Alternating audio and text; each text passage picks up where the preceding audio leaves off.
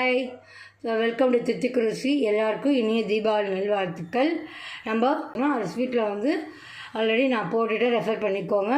இப்போ இந்த காரசாரமானதுக்கு நான் காரா பூந்தி பண்ண போகிறேன். இந்த காரா பூந்தி எப்படி பண்ணுன்னு பார்க்கலாம் வாங்க. இப்போ தீபாவளி வருது, அதுக்கு வந்து காரம் வந்து பார்க்கலாம். காரத்துக்கு வந்து நான் காரா பூந்தி பண்ண போகிறேன். காரா பூந்திக்கு வந்து நான் இந்த கப்பால் வந்து 5 கப்பு நான் கடலை மாவு எடுத்துக்கிறேன். நீங்கள் கடையில் இருக்கிற கடலை மாவு கூட வாங்கிக்கலாம், தப்பு கிடையாது. பாருங்க, 1 கப்பு, 2, 3 போட்டு இது ஒரு 4 கப்பு. இன்னும் 1 கப்பு போடணும். 5 கப்பு கடலை மாவு சேர்த்துருக்கேன். இப்போ அரிசி மாவு சேர்க்கணும். இப்போ வந்து 1 கப்பு அரிசி மாவு. இப்போ இந்த அரிசி மாவு சேர்த்துன்றேன். இப்போ வந்து மஞ்சள் பொடி வந்து கொஞ்சமாக ஒரு 1/4 டீஸ்பூன் அளவுக்கு சேர்த்துக்கிறேன். அப்புறம் வந்து பெருங்காயம் கொஞ்சம், அப்புறம் காரப்பொடி வந்து அதாவது தனி மிளகாய்த்தூள் வந்து ஒரு 1/2 டீஸ்பூன் போட்டுக்கிறேன். இப்போ இந்த மாவு கலக்கும் போதும் நான் சேர்த்துக்கிறேன். அப்புறம் வந்து பூந்தி பொரிச்சு எடுக்கும் போது கூட அதில் உப்பு மஞ்சள் பொடி போட்டு மிளகாய் போட்டு நம்ம இது பண்ணிக்கலாம், பிசிறி விட்டுக்கலாம். இப்போ அந்த மாவு கலக்க வச்சு கொஞ்சமாக நான் ஒரு 1/2 டீஸ்பூன் அளவுக்கு மிளகாய்த்தூள் சேர்த்துருக்கேன். இதுக்கு தேவையான உப்பு நம்ம சேர்த்துடுவோம். உப்பு சேர்த்துக்கோங்க, பார்த்துட்டு அதுக்கப்புறம் சேர்த்துக்கோங்க. சேர்த்துட்டேன். பேக்கிங் சோடா வந்து ஒரு பிஞ்சு, ரொம்ப நிறைய சேர்த்துக்காதீங்க, இப்போ ஒரு மாதிரியாக இருக்கும். இப்போ பேக்கிங் சோடா சேர்த்துறேன். சேர்த்துட்டு நம்ம இந்த மாதிரி விஸ்கால் நம்ம கலந்து விட்டுப்போம். நம்ம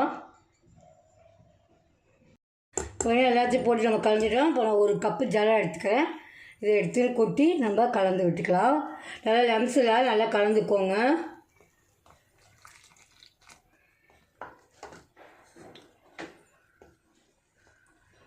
இன்னும் கொஞ்சம் தண்ணி போடல. நான் இது வந்து நல்லா தோசை மாவு பதத்துக்கு நல்லா கலந்துக்கோங்க. நான் உங்களுக்கு கலந்துட்டு காட்டுறேன். இதுக்கு மாவு ரெடி ஆகிடுத்து.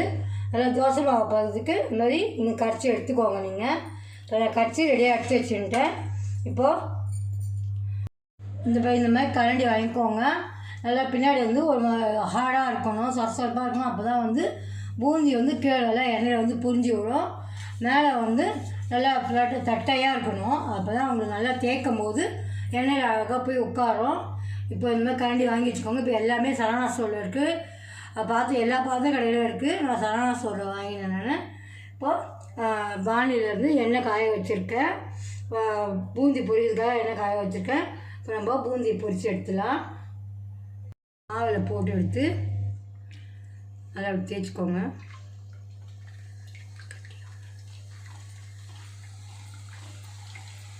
கீழே விழுது பாருங்கள், உங்களுக்கு தெரியுதா? இதுங்க கீழே விழுது பாருங்கள். அடுப்பு வந்து மீடியம் ஃப்ளேமில் வச்சுக்கோங்க. ஹையில் வச்சாதுங்க. ஹையில் வச்சிங்கன்னா உங்களுக்கு கலர் மாறிடும். நல்லா மாவு வந்து நீர்க்க இருக்கணும். லிக்விட் கன்சிஸ்டன்சியாக இருந்தால் தான் உங்களுக்கு நல்லா தேய்க்கிறதுக்கு நல்லா சூப்பராக வரும்.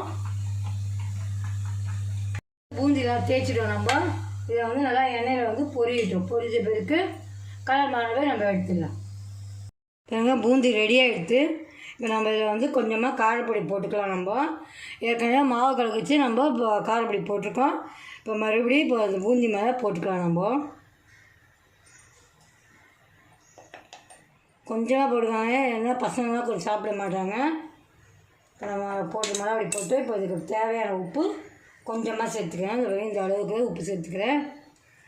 உப்பு சேர்த்துன்னு நம்ம வந்து கரண்டியால் கையால் நம்ம கலந்து விட்டுக்கலாம். நம்ம உப்பு மறுபடி போட்டு நம்ம நல்லா குலுக்கியாச்சு.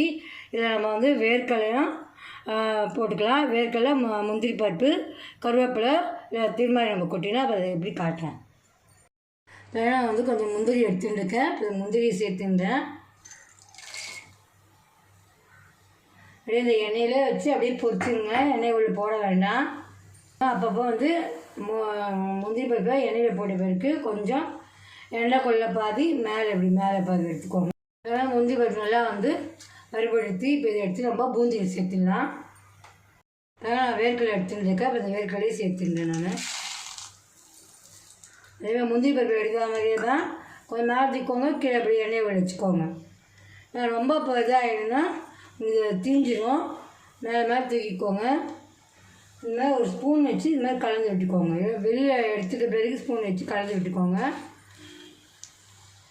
எண்ணெய் வந்து நல்லா சூடாகும். சூடாக இருந்தால் தான் உங்களுக்கு பொரியும். இது பாருங்கள், அப்படியே போட்டு கலர் மாறிடுச்சு பாருங்கள். அப்படி இப்போ எண்ணெயில் டிப் பண்ணிவிட்டு அப்போ இது மாதிரி மேலே தூக்கி விடுங்க. அந்த மாதிரி எடுத்தால் தான் உங்களுக்கு கொஞ்சம் நல்லா சட்டுன்னு பொரியும் உங்களுக்கு. அதான் வேர்க்கடலை பிடிச்சாச்சு. இப்போ இந்த வேர்க்கடலையே சேர்த்துடுறாங்க. அப்புறம் கருவேப்பிலை, கொஞ்சமாக கருவேப்பிலை, அந்த கருவேப்பிலை சேர்த்துடுறேன்.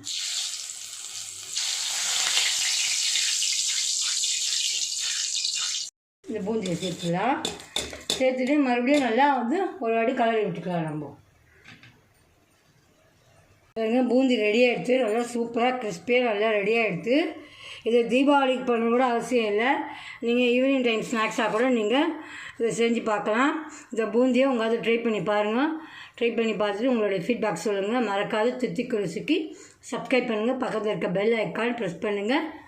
எல்லோரும் தீபாவளியை ஹாப்பியாக சந்தோஷமாக சேஃபாக கொண்டாடுங்க.